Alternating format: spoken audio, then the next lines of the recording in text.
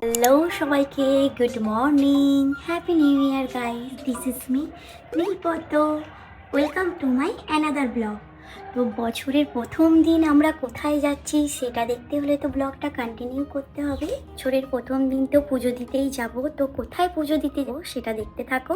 আর আমার সাথে যাবে আমার মা বাবা। প্রথম দিন তো সাদা কালার করলাম, কারণ সাদা কালার তো শান্তির প্রতীক। তো আমাকে কেমন লাগছে অবশ্যই কমেন্ট সেকশানে জানিও। Let's go. এত ঠান্ডাতেও সকাল সকাল আমাদের টুইঙ্কেল বাবুও তো ঘুম থেকে উঠে পড়েছে।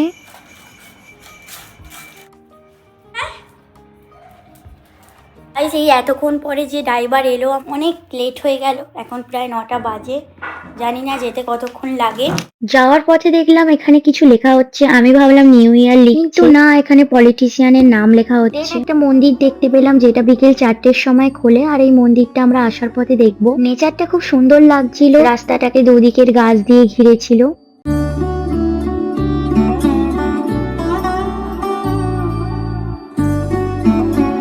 এই যে আমরা এখানে গাড়িটা পার্ক করলাম, আর এই যে চায়ের দোকানটা এলাম। কাকু বললো এই চায়ের দোকানটা নাকি ভালো।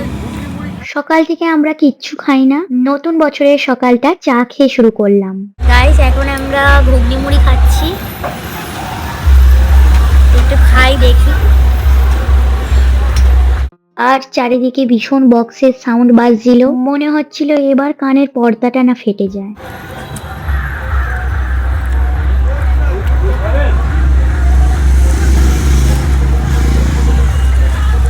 অলমোস্ট আমরা তারকেশ্বরের কাছাকাছি চলেই এসেছি, আর আমাদের আসতে প্রায় 3 ঘন্টার মতো টাইম লেগেছে। আমরা চলে এসেছি তারকেশ্বর মন্দিরের কাছে। পুজো দেবে, কিছু কিনতে হবে, তো পুজো কোথায় কিনবো সেটা তো আমি জানি না। সেখানে দোকানে আমরা গাড়ি পার্কিং করার পরেই এই পুরোহিত মশাই আমাদেরকে মন্দিরের কাছে পর্যন্ত নিয়ে যাচ্ছিলেন।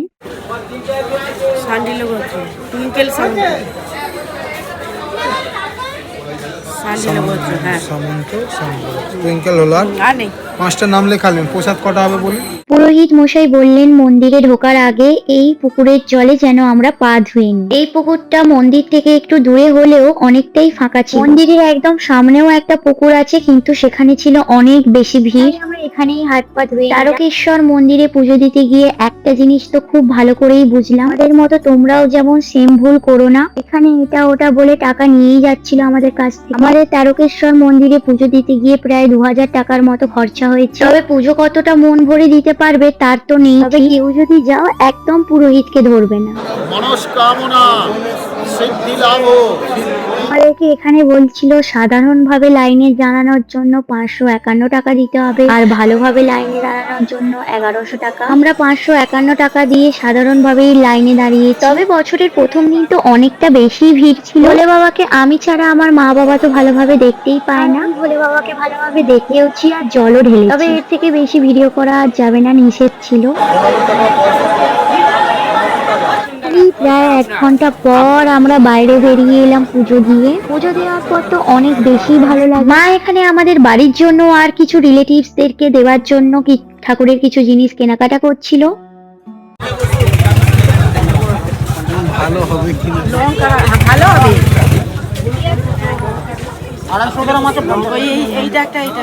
এখানে তো অনেক রকমের আচার ছিল, তাই আমরা বাড়ির জন্য 4 রকমের আচার নিলাম।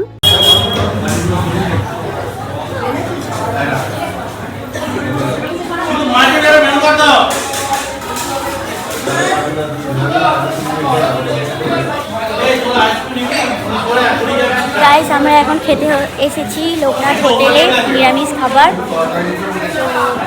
চলো আগে লাঞ্চটা করে নিই। এখানের একটা জিনিস খুব ভালো যে মন্দিরের আশেপাশে সমস্ত নিরামিষ খাবারের দোকান ছিল। এখানে আমরা নিয়েছিলাম থালি, আর আমাদেরকে তো এখানে পিতলের থালায় খুব সুন্দর করে সাজিয়ে দিয়েছে খাবার। নিরামিষ খাবারের মধ্যেও তো অনেক আইটেম ছিল, একটার পর একটা দিতে আসছিল। এখানে আমাদের সাথে ড্রাইভার কাকুও ছিলেন, আমি আর আমার বাবা দুজনেই বললেন নিরামিষ খাবার হলেও টেস্ট অনেক সুন্দর। গাইস, আমরা এখানে অনেক কিছু লাঞ্চের আইটেম আছে, এখানে টক দই, চাটনি, ডাল, এঁচোড়ের তরকারি, শুক্তোর তরকারি, আর এটা হলো পনিরের তরকারি।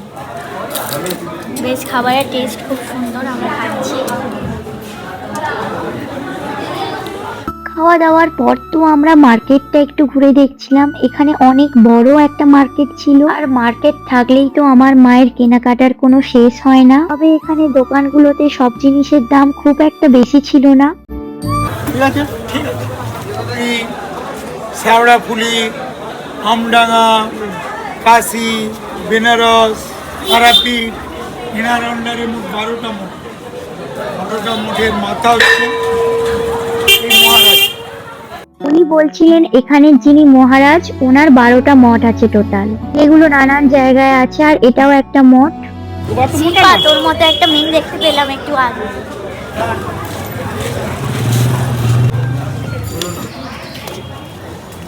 এই যে দূরে আমাদের অরেঞ্জ কালারের গাড়ি পার্কিং করা হয়েছে। এখানে রাস্তাঘাট আর নেচারটা ভীষণই ভালো। হুগলির তারকেশ্বর মন্দিরে আজকের দিনে পুজো দেওয়া কমপ্লিট হলো। আমি গাড়িতে ঘুমিয়ে পড়েছিলাম, এখন ঘুম থেকে উঠে বাপির জুতো দেখতে এসেছি। বাপি যে জুতোটা পরে গিয়েছিল ওটা কি প্রবলেম হচ্ছে, তাই অন্য জুতো। আমার বাপি যেই জুতোটা পরেছিল ওটা আর পরবে না, তাই নতুন একটা জুতো কিনতে এলো। ওই জুতোটা একটু প্রবলেম ছিল, আর এই দোকান থেকে মাও একটা জুতো কিনলো। এইদিকে আজ তো বছরের প্রথম দিন, মিষ্টি মুখ না করলে তো চলেই না, তাই এখান দিয়ে মিষ্টি কিনে নিলাম আর গাড়িতে যেতে যেতে খাচ্ছিলাম।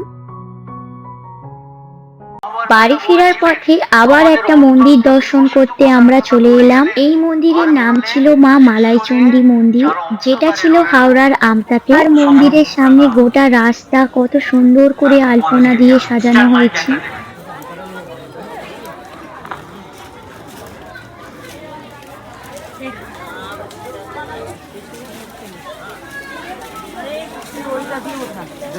আজকে এই মন্দিরে কোনো প্রোগ্রাম ছিল, তো সেটাই হচ্ছিল এখানে। এই মন্দিরে তো খুব সুন্দরভাবে ঠাকুরের দর্শন পেলাম। প্রথমবারের মতো মালাইচন্ডী মাকে দেখলাম।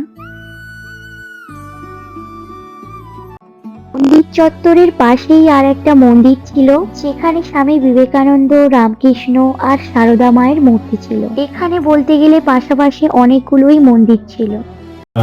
মহিমা, এর যে গুরুত্ব, ফার্স্টেই যাওয়ার পথেই এই মন্দিরটা দেখেছিলাম। এই মন্দিরটা বিকেল 4টের সময় ওপেন হয়। মন্দিরের গেট 4টের সময় ওপেন হলেও ভেতরে যেখানে ঠাকুর আছে সেখানের গেট ওপেন হবে না, ওটা 4:30 দিক করে ওপেন হয়। গাইস, এখন চলে এসেছি আমাদের প্রেম মন্দিরে, আমটাতে আজ তো দেখে নাও শ্রী শ্রী প্রেম মন্দিরটা কত সুন্দর করা হয়েছে। ভিতরে এখন প্রবেশদ্বার নিষেধ, তাই ভেতরটা দেখাতে পারছি না, বাইরে থেকেই দেখে নাও।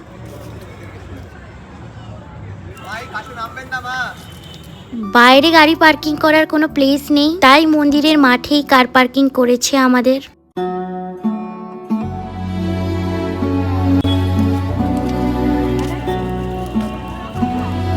এই দিকে নামবে, এই দিকে নেবে কি হবে?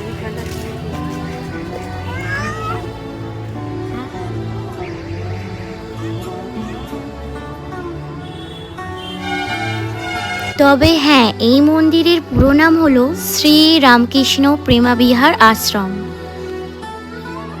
ফাইনালি এবার চললাম বাড়ির পথে। আজকের দিনটা তো অনেক সুন্দরভাবেই কাটলো আমার। বছরের প্রথম দিন, তোমরাও কে কোথায় গিয়েছিলে অবশ্যই কমেন্ট সেকশনে জানিও। চলে এলাম বাড়ি, আর এইগুলোই সব কেনাকাটা করা হয়েছে, আর পুজো দেওয়াও হয়েছে। টুইঙ্কেলকেও পুজোর প্রসাদ আর খিচুড়ি প্রসাদও দিয়ে দিলাম ঠাকুরের। টুইঙ্কেল খাচ্ছে এখানে। আজকের ব্লগটা এতটাই ভালো লাগলে অবশ্যই একটা লাইক করে দিও। দেখা হচ্ছে নেক্সট ব্লগে। সবাই খুব ভালো থেকো, টাটা।